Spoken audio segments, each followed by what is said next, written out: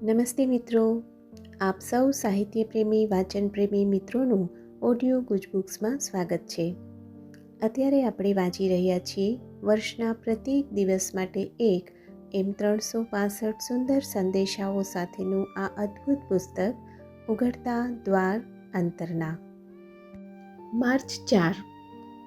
શાંત સ્થિર થઈને મારી પાસે રહેવા જેટલો સમય તમે કાઢતા નથી કે તકલીફ લેતા નથી, એમાં તમારા કેટલા બધા સમયની શક્તિ વેડફાય છે. દરેક પરિસ્થિતિના ઉકેલની આ ગુપ્ત ચાવી છે. એને વ્યવહારમાં ઉતારીને એ કઈ રીતે કામ કરે છે તેની જાતે જ ખાતરી કેમ નથી મેળવી લેતા?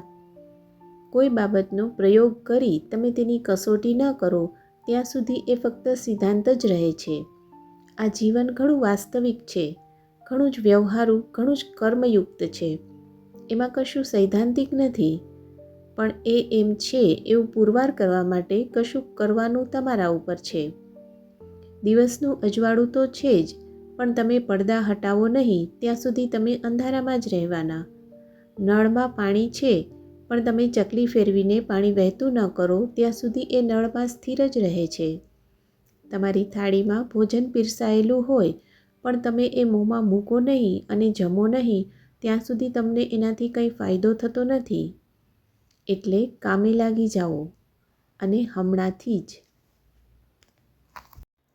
આપનો આજનો દિવસ શુભ રહે.